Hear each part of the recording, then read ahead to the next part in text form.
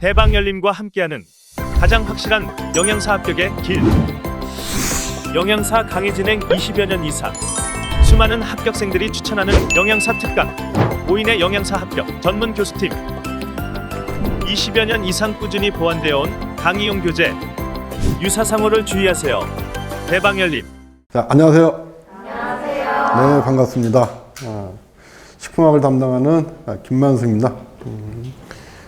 식품학을 포함해서 아마 여러분들도 뭐 다 경험해 보셨지만 화학 다들 이렇게 어렵다고 생각을 하시잖아요. 그래서 제가 도대체 화학 이렇게 이해도가 떨어지는 이유가 뭘까라고 이제 생각을 해봤는데, 보면 저희 교재에 나와 있는 그 용어들에 대해서 이해도가 조금 이제 잘 이해가 안 돼서, 왜냐면 뭐든지 이해가 돼야지 이제 이게 진도가 나가는데 그러지를 않기 때문에 그렇다 이렇게 생각이 들고요.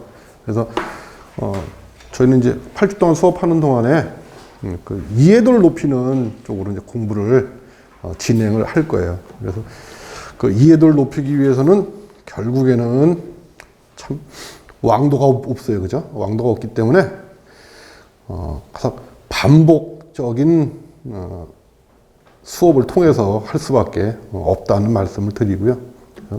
아마 좀 어려운 것보다는 좀 쉽게, 그리고 꼭 우리가 해야 되는 것들, 그런 위주로 해서 여러분들의 그 이해도를 좀 높일 수 있도록 이렇게 제가 최선을 다해서 수업을 진행을 하겠습니다. 여러분들 중도에 참 어렵다 이렇게 해서 이제 포기하지 마시고 8주 동안 끝까지 이렇게 저희가 수업을 하시다 보면은, 글쎄 제 바람이지만은 나도 모르게 알게 되는, 이해가 되는 그런 시점이 아마 반드시 올 거라고 생각이 들어요. 그래서 너무 화학이라 너무 좀 어렵다, 나하고는 안 맞는다, 이렇게 생각하지 마시고 처음부터 한번 시작한다, 꼭 한번 해보겠다, 이런 마음으로 준비를 하시면 아마 틀림없이 46회 올 영양사 시험에는 그 합격의 영광이 여러분들하고 같이 아마 하실 거라고 제가 확신을 드립니다.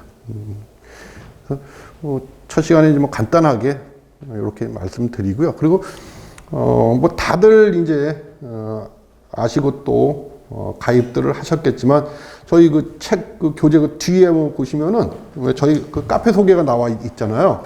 그리고 카페 맨 뒷장 보세요. 맨 뒷장 보시면 거기 이제 카페 소개가 나와 있는데, 카페에 가입, 혹시나 가입 안 하신 분들 계시면은 꼭 가입을 하셔서, 저희가 학원에서 제공하는 그 정보가 굉장히 유용한 정보들이 많아요. 그러니까는 그거를 적극적으로 여러분들이 활용을 하셔서 꼭 합격할 수 있도록 이렇게 노력들을 해 주시길 부탁드리겠습니다.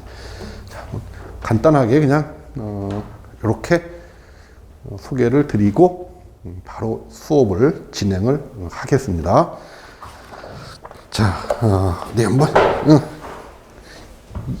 1페이지 한번 보세요. 1페이지 수분이에요. 수분에 대한 얘기. 그래서 수분의 기능이 이제 나와 있어요. 거기 5가지 수분의 기능이 나와 있는데, 자, 한번 볼까요? 1번, 식품 중 화학적 변화에 따른 고기 줄 좀 치세요. 용매로서의 기능을 갖고 있어요. 용매. 네.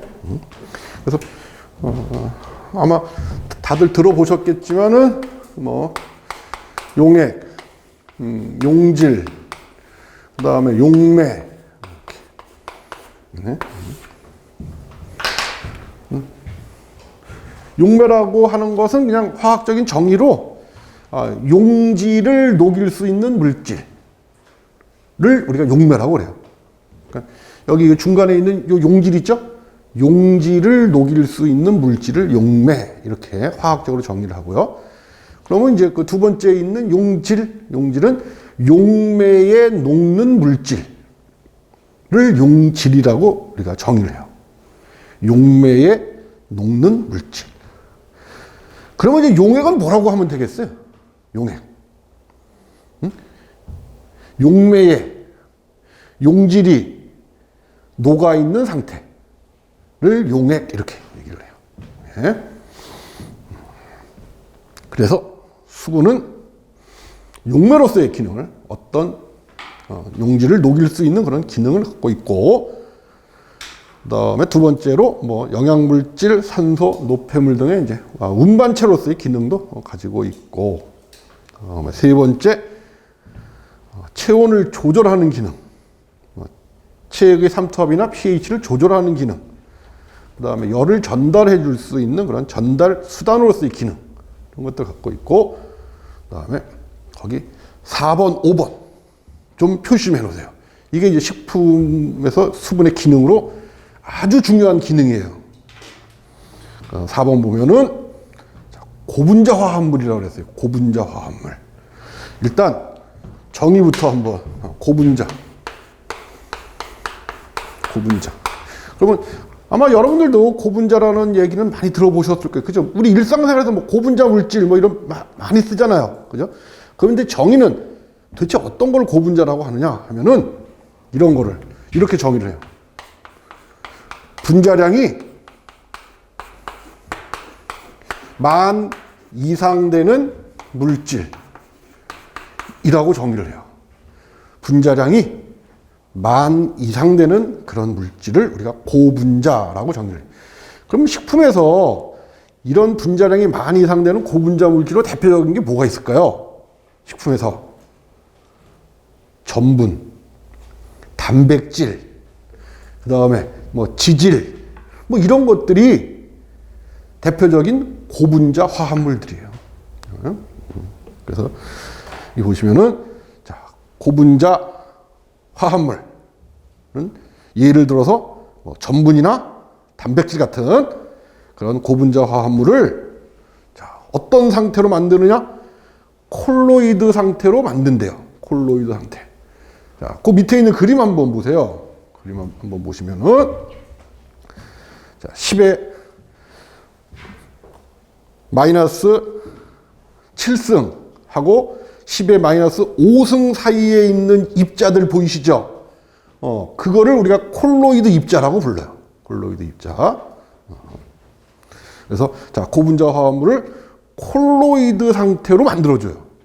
즉 입자의 크기가 10의 마이너스 7승보다는 크고 10의 마이너스 5승보다는 작은 입자 형태로 만들어줘. 누가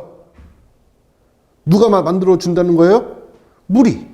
물이 그 고분자 물질인 전분이나 단백질들을 물에 집어넣으면은 그 물이 전분이나 단백질들을 콜로이드 상태로 만들어주는 거예요. 그럼 콜로이드 상태가 뭐냐? 입자의 크기가 10의 마이너스 7승보다는 크고 10의 마이너스 5승보다는 작은 입자들을 우리가 콜로이드라고 정의를 한다. 이렇게 정리를 해 두시면 되고요. 그래서 이제 콜로이드 용액 상태를 만들어줬어요. 자, 그리고 나서 함수량, 그 물이 가지고 있는 수분의 양에 따라서 그 콜로이드 상태가 하나는 졸 상태, 또 하나는 겔 상태, 이렇게 두 가지 상태를 형성한다. 자, 그러니까 이제 콜로이드 COL 자, 이렇게 콜로이드에는 두 가지가 있다. 하나가 뭐예요? 하나가 어떤 상태? 하나가 졸이라고 하는 상태가 있고요. 그리고 또 하나가 겔이라고 하는 상태가 있다. 그런 거야. 그러면은 이 졸이라고 하는 게 뭐냐? 그러면 콜로이드가 유동성을 갖는 것을 우리가 졸이라고 불러요. 그것도 좀 적으세요. 콜로이드가 유동성,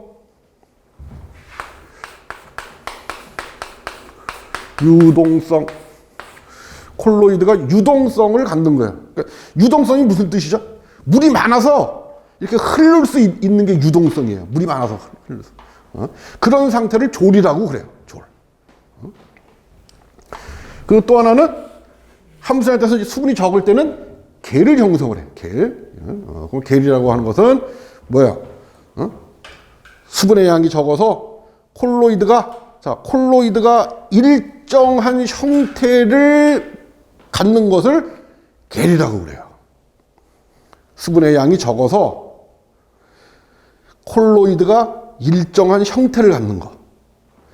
자, 그러면 대표적인 조래 예로 뭐가 있을까요? 조래 얘가 뭐가 있냐? 우유가 있어. 대표적인 식품에서 대표적인 예가 우유야. 우유. 자, 이 우유 속에 단백질이나 뭐 대표적인 단백질이 뭐죠? 우유 속에 있는 대표적인 단백질? 카세인.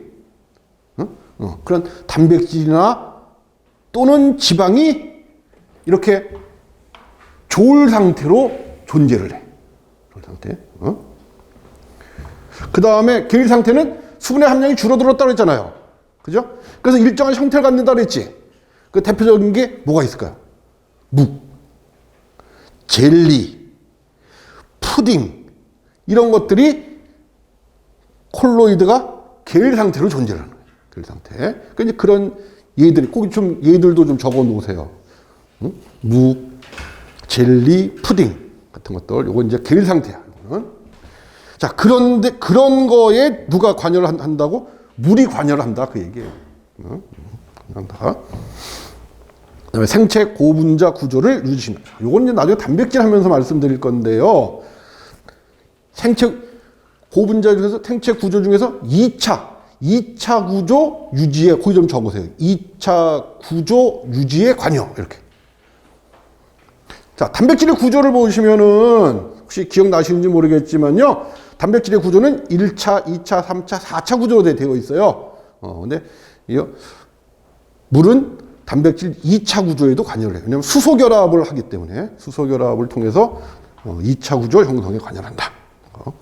자, 그래서 기능은 이렇게 5가지가 있는데 이 중에서 4번, 5번은 여러분들 꼭 좀 정리 좀 해 두세요. 자, 그럼 이제 두 번째는요. 식품 속에 존재하는 수분의 형태야. 자, 식품 속에 존재하는 수분의 형태는 크게 2가지 형태로 존재를 한다. 하나가 뭐죠? 하나가 자유수라고 하는 형태가 있고 또 하나가 결합수라고 하는 형태. 이렇게 2가지 형태로 존재를 한다. 자, 그럼 이제 거기 1쪽에 나와 있는 자유수의 특징 한번 보세요. 자, 자유수는 용매로 작용을 할 수 있어요. 용매로 작용할 수 있고, 그리고 자유수는 건조를 하게 되면 쉽게 제거가 가능해져. 그리고 그 다음에 미생물이 이용을 해요. 그래서 미생물이 이용을 해서 미생물이 거기 적으세요. 미생물의 증식이나 또는 성장에 이용을 해. 미생물 증식이나 성장에 이용해. 그래서 그 결과 식품의 품질이 저하가 돼요. 식품 품질 저하. 그래서 이제 미생물들은 자유수를 이용을 해서 미생물이 자기가 자라거나 또는 번식하는 데 이용을 해. 그러면 식품의 품질은 당연히 떨어지겠죠. 그죠? 그다음에 0도씨 이하에서도 쉽게 얼고, 그다음에 뭐 B점, 융점이 높고 비열 비중이 크고 표면 장력이. 그래서 4번, 5번, 6번, 7번을 이렇게 한꺼번에 이렇게 묶으세요. 하고 이유라고 적으세요. 이유. 자, 물 분자들이 수소 결합을 하기 때문이다. 이렇게 적으세요.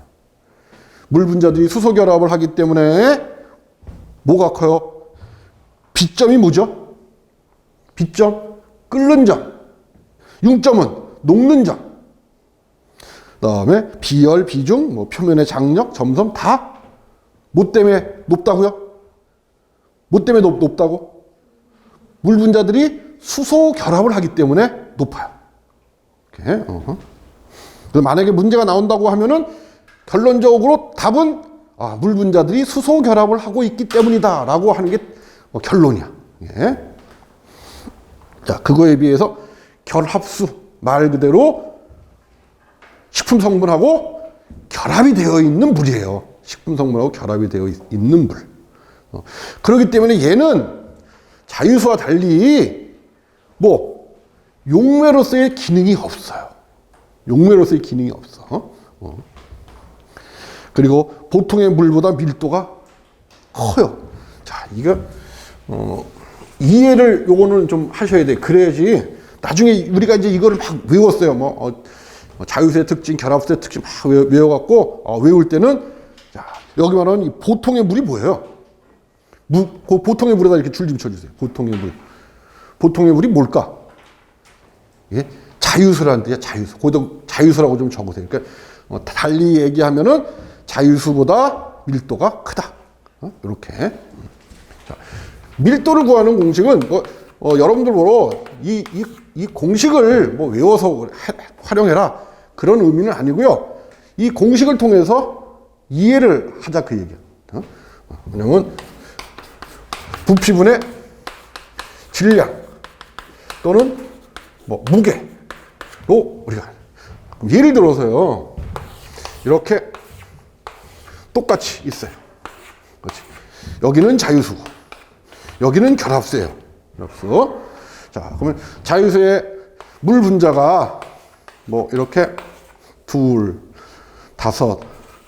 7, 8, 9, 10개가 있다고.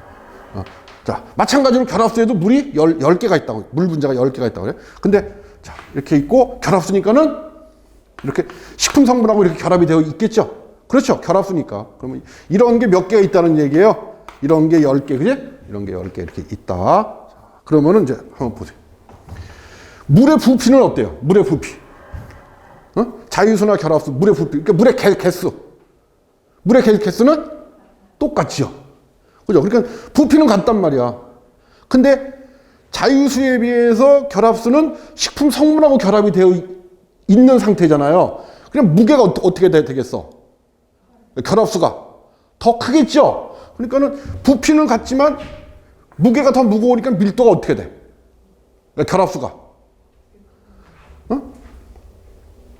자, 보세요. 물의 부피는 똑같잖아. 물의 부피는 똑같은데 무게가 결합수가 더 많이 나가잖아요. 그러니까는 당연히 분모는 똑같은데 분자가 크니까 당연히 결합수의 밀도가 더 크겠죠. 그죠? 그렇게 이해를 하시면 돼요. 그러니까 이걸 외워서 하시려고 그러지 말고, 이래서 자유수보다 결합수가 밀도가 더 높구나 하는 걸 알 수 있다. 그리고, 결합수이기 때문에 100도씨 이상 가열을 해도 제거가 되지를 않아요.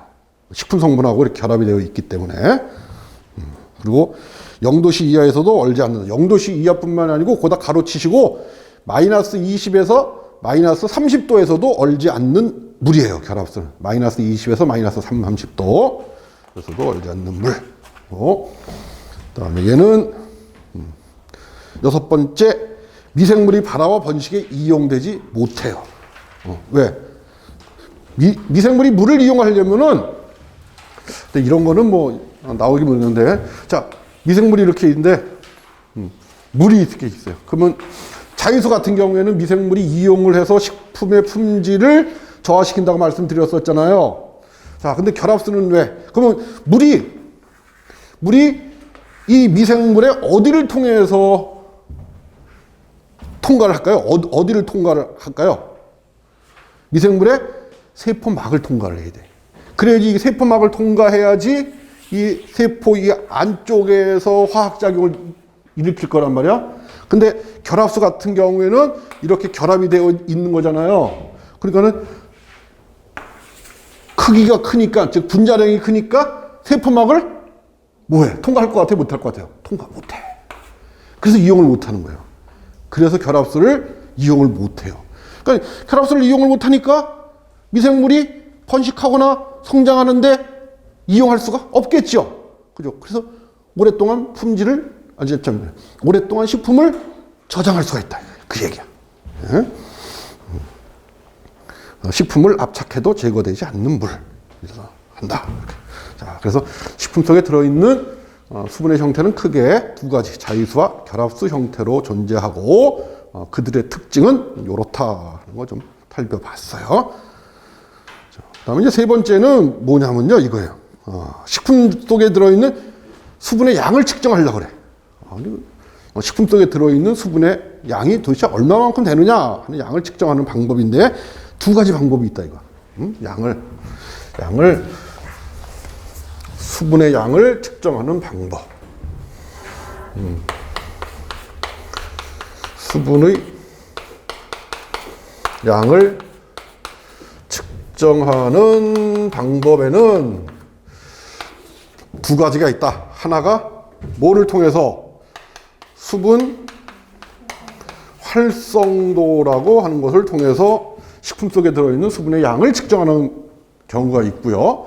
그리고 또 하나가 뭐를 통해서 하냐면 평형 수분 함량이라고 하는 것을 측정해서 우리가 거기 보시면은 2페이지에 보시면은 수분 활성도가 있고 그 다음에 3페이지에 보시면 평형 수분 함량이라고 하는 게 있죠. 줄 좀 쳐주세요. 이 두 가지 방법을 통해서 뭐를 한다? 식품 속에 들어있는 수분의 양을 측정을 한다. 자, 그러면 첫 번째 이 수분 활성도를 통해서 측정하는 방법부터 한번 살펴보죠. 자, 이게 이제 언제 나왔냐면 43회. 왜 여러분들도 다 아시다시피 43회부터 기출 문제를 제공을 했잖아요. 그죠? 43회부터. 그래서 수분 활성도에 대한 정의 문제가 나온 게 43회에서 출제가 됐었어요. 이게. 네. 자, 일단 정의부터 보죠. 어떤 임의 온도에 있어서 한 식품이 나타내는 수증기 압. 거기 그 수증기 압에다가 줄 좀 쳐주세요. 수증기 압. 도대체 수증기 압 압력이라고 하는 게 도대체 뭐를 의미하는 거예요? 수증기 압? 물이 기화하려는 압력. 물이 기화하려는 압력을 수증기 압이라고 그래요. 그러면 자, 여러분 한번 생각을 해보세요. 자, 이렇게 자유수가 있고 이렇게 결합수가 이렇게 있다고 그래요. 그러면 자유수하고 결합수 중에서 누가 더 기화가 잘 될까요? 그렇죠. 자유수가 더 잘 되겠지. 왜냐하면 얘는 이게 끊어져야지 얘가 기화되는 거잖아. 이게, 그죠? 이게. 근데 얘는 뭐 끊지 않고 그냥 바로 이렇게 그냥 기화돼 버리면 되잖아. 그거를 일단 여러분 머릿속에 좀 생각을 하고 계세요. 자, 어떤 임의의 온도에서 한 식품이 나타내는 수증기 압에 대한 그 온도에 있어서 순수한 물의 포화 수증기 압의 비를 우리가 수분 활성도라고 그래. 그래서 수분 활성도를 나타내는 공식은 자, AW는 P0분의 PS다. 이 공식을 이용을 해서 우리가 그 식품의 수분 활성도를 측정을 해요. 그러면 요 PS가 뭐예요? PS가 식품의 수증기압. 이거는 뭐예요? 이거는 순수한 물의 수증기압. 자, 그러면 금방 여러분들이 자유수가 결합수보다 수증기가 더 잘 될 것이다 라고 말씀해 주셨죠? 그죠? 그러면 자, 이 두 개 중에서 식품의 수증기압하고 순수한 물의 수증기압하고 누가 더 수증기가 잘 되겠어요? 그렇지, 순수한 물에서. 그래서 항상 이제 보세요. 그래서 그 3번 보세요. 3번. 그 3번 보시면은 그래서 수분 활성도의 범위는 자, 항상 P0가 PS보다 커. 자, 이해가 되시죠? 자, 그렇기 때문에 AW는 항상 뭐보다? 1보다는 작다. 1보다는. 그다음에 뭐 평면상대에서는 그냥 넘어가셔도 되고요. 그 다음에 그 4번 있죠. 4번은 좀 표시 좀 해주세요, 여러분들. 수분 활성도하고 중요한 관계. 자, 첫 번째, 미생물의 성장과 수분 활성도의 관계. 그래서 자, 미생물, 뭐 대표적인 미생물, 세균, 효모, 곰팡이들이 성장할 수 있는 최저 생육, 거기 수분 활성도, 거기 줄이면 최저 생육 수분 활성도. 미생물들이 생육할 수 있는 최저 수분 활성도는, 최저 생육 수분 활성도는, 자, 세균인 경우에는 0.91이에요. 0.91. 그리고 효모는 0.88. 그리고 곰팡이는 0.91. 이게 그냥 일반 미생물 중에서 그냥 세균, 효모, 곰팡이가 생육할 수 있는 최저의 생육 AW. 근데 그 예외로 뭐 내 건성 곰팡이 같은 경우에는 AW가 0.65가 최저 생육 AW고, 그리고 내 삼투압성 효모 같은 경우는 최저 생육 AW가 0.6이에요. 자, 그런데 그냥 일반적으로 우리가 이 미생물에 의한 식품 품질의 저하를 막기 위해서 AW를 그러면 얼마 정도로, 한 0.7 정도로 낮춰주면 미생물들이, 그냥 일반적인 미생물들이 거기서 생육이 가능할 것 같아요? 가능하지 않을 것 같아요? 불가능하지요. 그죠? 왜냐하면 자, 세균인 경우에는 최저 생육 A도가 0.91고, 그리고 효모는 0.88. 그리고 곰팡이 같은 경우에는 0.89. 이런 말. 그러니까 식품을 건조시키거나 또는 탈수시키거나 해갖고 식품의 수분 활성도를 0.70 이하로 낮춰줘요. 그러면은 그냥 오랫동안 저장을 해도 이런 미생물에 의한 식품 품질 변화는 억제할 수 있겠죠. 그죠? 그래서 우리가 건조나 또는 탈수를 해갖고 저장을 하는 거야. 그래서. 근데 이제 예외로 이렇게 내건성 곰팡이나 뭐 내삼투압성 효모 같은 것들도 있긴 하지만, 그래서 그냥 일반적인 얘기는 그렇다 하는 거고. 그 다음에 효소작용하고 수분 활성도의 관계예요. 자, 이게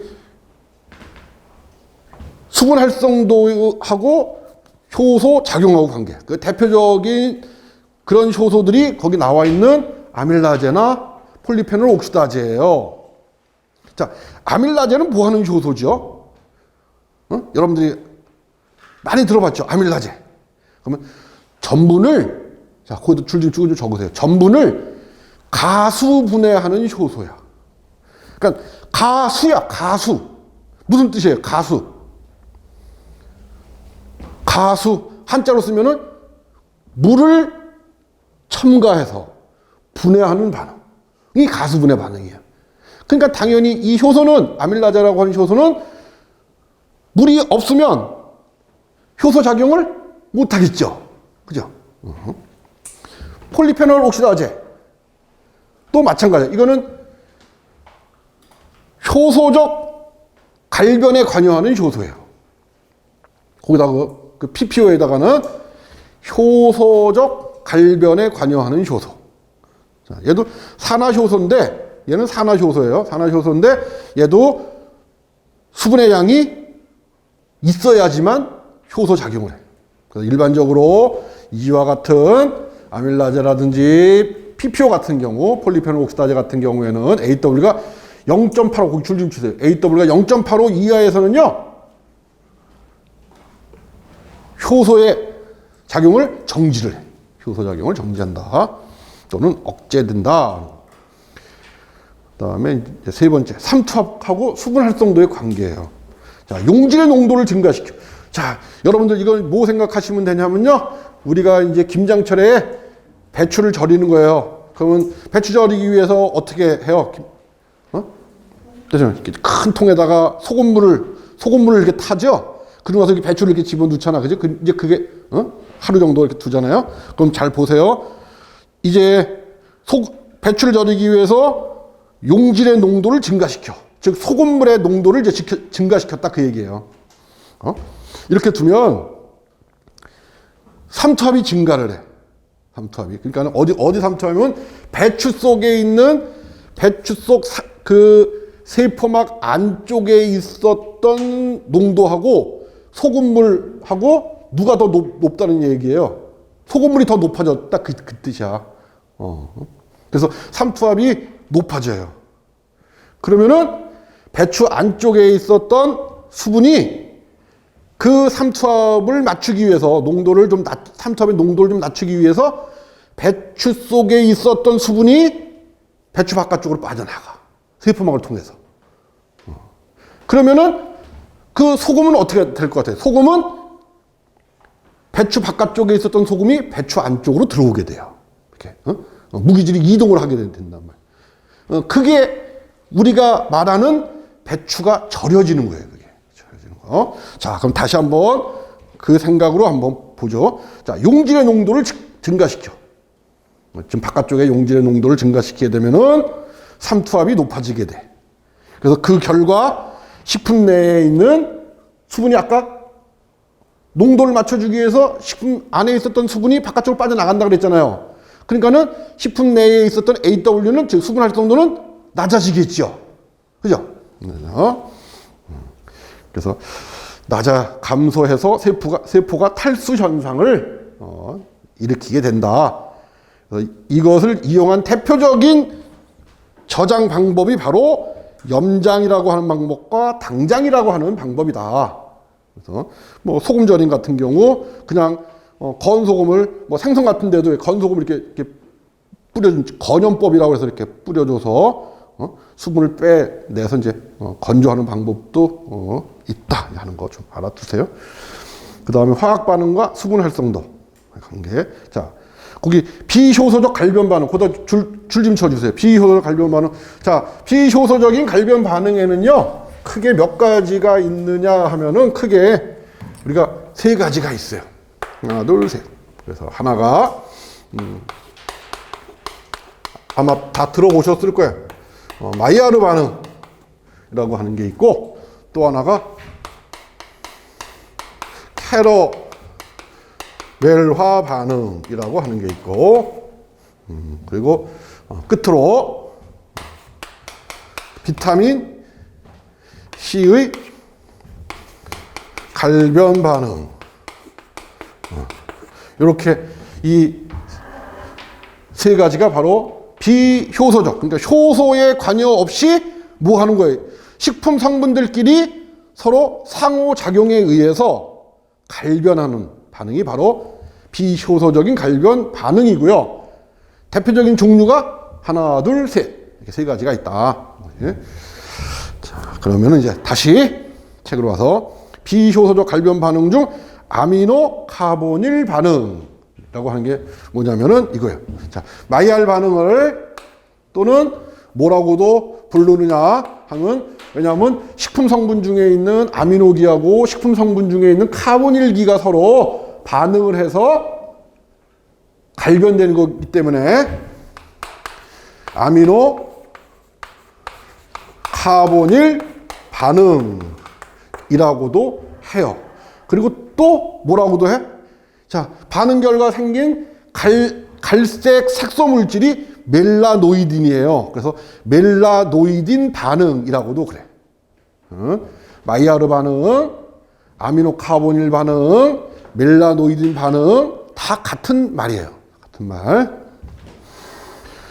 자, 그래서 보세요. 자, 비효소적인 갈변 반응 중 아미노 카보닐 반응은 AW가 얼마? 0.6에서 0.7일 때 반응 속도가 최대예요. 반응 속도가 최대라고. 그래서 그 그림이 어디 있냐면은요. 자, 여기 한번 보세요. 있냐면은 그 5페이지 한번 보세요. 5페이지에 그 아래 있는 그 그림에서 보시면은 비효소적인 갈변이라고 되어 있는 거 있죠? 자, 그 반응이 거의 정점에 가 있는 때 그 밑으로 쭉 한번 내려와 보세요. 그럼 AW가 어느 정도 돼요? 0.6에서 0.7 그 사이가 가장 높지요. 그 그래프가. 그죠? 자, 우리가 확인을 했어요. 자, 다시 이제 와갖고, 그래서 비효소적인 갈변 반응 중 아미노 카보닐 반응은 AW가 0.6에서 0.7 사이에서 반응 속도가 최대가 된다. 자, 그러면 만약에 이게 갈변이 바람직하지 않다면 AW를 어떻게 하면 되겠어요? AW를 어떻게 하면 될 것 같아? 갈변이 바람직하지 않다. 그러면 거기 그럼 그림을 보면서 한번 볼까요? 그 그림 한번 보세요. 그 5쪽에 나와 있는 그 그림 한번 보세요. 자, 지금 그 그림상으로 보시면은 AW 0.6에서 0.7일 때가 비효소적인 갈변 반응이라고 되어 있죠. 그게 마이야르 반응을 의미하는 거예요. 마이야르 반응을. 자, 최대 반응을 보였죠. 그지? 근데 그 아래쪽으로 한번 내려가 봐. 그 그래프로 쭉 해갖고 AW가 낮아지면은 반응 속도가 어때요?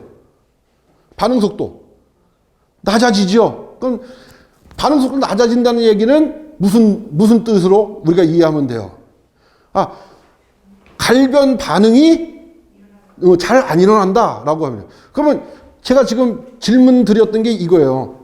자, 마이야르 반응이 좋은 경우도 있고, 갈변하는 게 좋은 경우도 있고, 식품을 저장할 때 갈변하는 게 좋은 경우도 있고, 나쁜 경우도 있을 거 아니겠어요? 그럼 나쁜 경우에는 어떻게 하면 되냐 이거지. 나쁜 경우는 AW를 낮춰주면 돼. 낮춰주거나 또는 높여주면 된다고. 그러면 마이야르 반응 속도가 어떻게 되겠어요? 낮아지겠죠. 그지? 그래서 AW 0.6에서 0.7일 때 최대 반응을 보이지만 만약 그 반응이 우리가 생각해서 별로 바람직하지 않다? 그러면은 AW를 조절해 주면 되는 거야. AW를. 그래서 AW를 낮추거나 또는 높여주면은 반응 속도가 낮아져요. 된다고. 자, 다음에 두 번째 평형수분 함량. 자, 이제 수분의 양을 측정하는 방법 중에서 두 번째가 평형수분 함량이라고 하는 방법으로 갖고 우리가 측정을 해요. 자, 이건 뭐냐면, 자, 보세요. 식품 중에 수분은 그 식품이 놓여 있는 환경 조건, 그 환경 조건에다 이렇게 줄 좀 쳐주세요. 자, 환경 조건에 따라서 변화를 하게 돼요. 변화를 하게 된다고. 그래서 만약에 식품은 대기 중에 습도가 많으면 대기 중에 습도가 많아. 왜 여름철 같은 데면 대기 중에 습도가 많잖아요. 그거를 우리가 뭐라고 표현하냐면 그거를 상대 습도라고 표현을 해요. 상대 습도. 이제 앞으로는 상대 습도라는 의미로 제가 쓰면은 그게 무슨 뜻이다? 대기 중에 있는 수분의 양이라는 의미야. 그래서 상대 습도가 높다. 그러면 대기 중에 있는 수분의 양이 많다라는 의미고, 상대 습도가 낮다. 그러면 대기 중에 있는 수분의 양이 적다라는 의미다. 이렇게 이해를 하시면 돼요. 그래서 일반적으로 식품은 대기 중에 습도가 높으면은 대기 중에 있는 수분이 식품 속으로 들어오게 돼요. 그 말을 용어로 뭐라고 쓰느냐? 그걸 흡습한다고 표현해요. 흡습에 줄 좀 쳐주세요. 흡습한다. 흡습. 자, 흡습하는 경우가 있으면 그 반대의 경우도 있겠지요. 그죠? 그럼 이번에는 대기 중에 있는 수분의 양이 굉장히 적어요. 그러면 식품 속에 있었던 수분이 대기 중으로 이렇게 빠져나가. 이거를 뭐라고 하냐면 이거를 탈습이라고 해요. 탈습. 그래서 저희 눈에는 보이지 않지만요, 식품을 그냥 이렇게 여기다 방치를 했어, 여기다. 이 탁자에다 이렇게 딱 방치를 해두면은 저희 눈에는 보이지 않지만은 흡습과 탈습을 계속 반복을 해요. 자, 그렇게 계속 반복을 하다가 이제 어느 순간 이런 경우도 있어요. 어떤 경우가 있냐면 이 대기 중에 있는 수분의 양하고 이 식품 속에 들어있는 수분의 양이 같아질 경우도, 그죠? 계속 흡습과 탈습을 계속 반복하다 보면은 대기 중에 있는 수분의 양하고 식품 속에 들어있는 수분의 양이 같아질 때도 있다고. 자, 그럴 때는 어떻게 할 것 같아요? 그럴 때는 더 이상 흡습과 탈습을 하지 않겠죠. 그렇죠? 똑같으니까 수분의 양이. 자, 그랬을 때 대기 중에 있는 수분의 양하고 식품 속에 들어있는 수분의 양이 똑같을 때, 그때 우리가 그 식품 속에 들어있는 수분의 양을 뭐라고 정의하느냐? 그거를 평형 수분 함량이라고 정의를 한다. 그런 거예요. 자, 그런데 이 문제는 뭐냐면은요, 이 평형 수분 함량은 문제가 있어. 자, 오늘 우리가 이 강의실에서 평형 수분 함량을 측정해 봤더니 75% 나왔어요. 75%. 그러면 이 식품의 수분의 함량은 평형 수분 함량은 75%다. 이렇게. 그런데 문제는 내일도 75%가 될까요? 이유가 뭐죠? 이유가? 내일은 75%가 안 되거나 더 되는 이유. 그 이유가 이 대기의 수분의 함량은 뭐예요? 온도나 습도의 영향을 받잖아. 그러니까는 계속 변화를 한다고요. 그러니까 오늘 이 시간에 측정했던 그 값이 내일 이 시간에도 동일하다는 보장이 없겠죠. 그래서 평형 수분 함량 갖고 측정할 때는 항상 이렇게 크로스된 상태, 이렇게 막혀 있는 상태에서 해요. 그래서 아마 여러분들 뭐 그 분석 실험이나 식품 분석 실험이나 이런 거 수분에 대한 실험을 해보신 분 기억을 해보시면 아마 이 대시게이터 안에다가 이렇게 유리로 된 거 안에다가 이렇게 집어넣고 뚜껑을 이렇게 덮어놓고 그리고 측정을 하게 될 거예요. 그게 아마. 그러니까 그렇게 해야지만 평형 수분 함량을 구할 수가 있는 거지. 그냥 이렇게 오픈해 놓고 뭐 평형 수분 함량이 얼마다 이렇게 측정할 수는 없다. 왜냐하면 대기라고 하는 것은 항상 변화를 하기 때문에 그렇다. 그 다음에 네 번째, 등원 흡습, 탈습, 곡선. 자, 이것도 좀 표시해 놓으세요. 시험에 나올 만한 것들이죠. 자, 우선 정의부터 한번 보세요. 자, 정의. 일정한 온도에 있어서, 자, 거기 줄 좀 치세요. 식품 주위의 상대 습도. 상대 습도가 뭐라고요?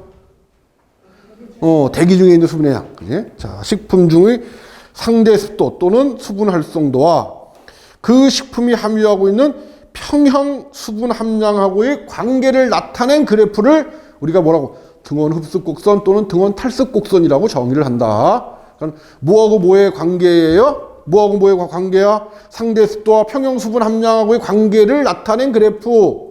꼭 기억해 두세요. 상대 습도, 평형 수분 함량, 수분 활성도, 평형 수분 함량 이렇게 꼭 기억 좀 해 두셔야 돼요.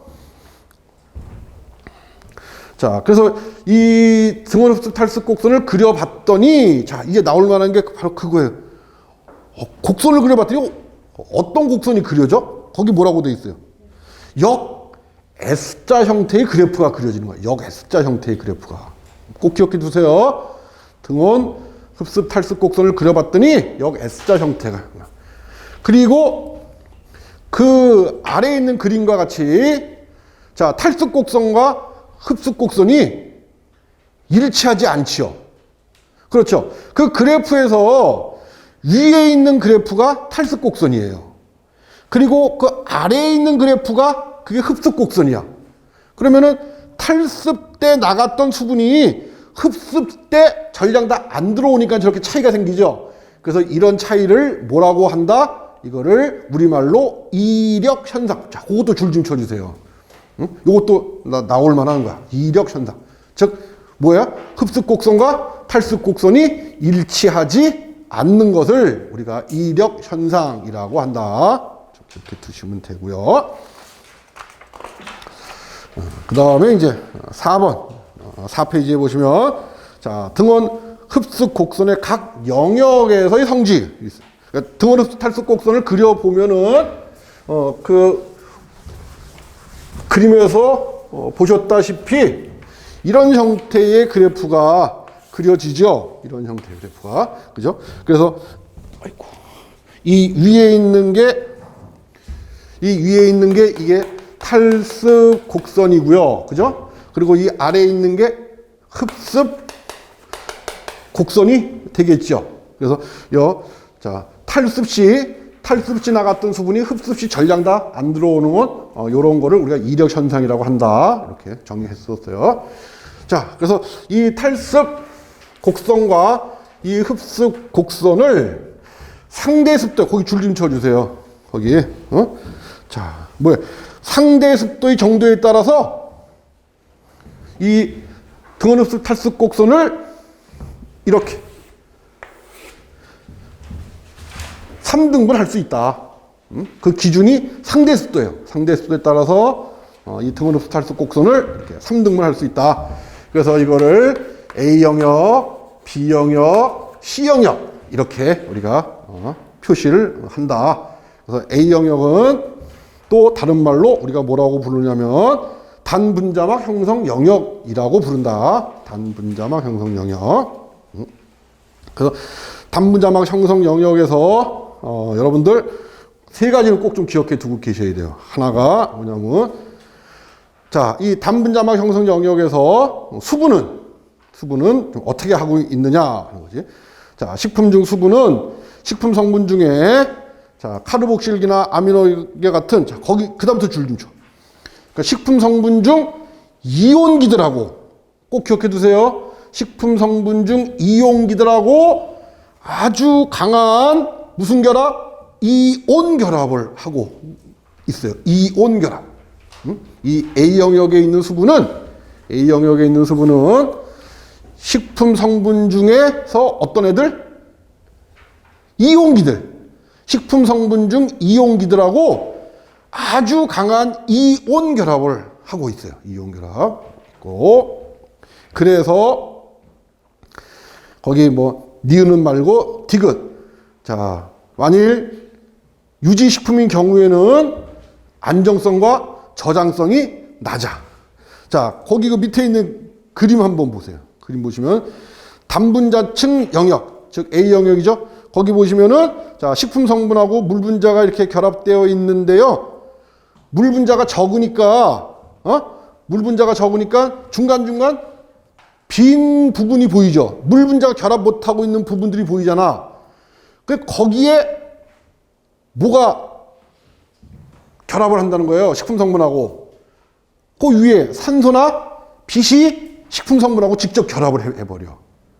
근데 그게 만일 그 식품 성분이 유지인 경우, 식품 성분이 유지인 경우에는 어떻다고? 안정성이나 저장성이 아주 낮은 영역이에요.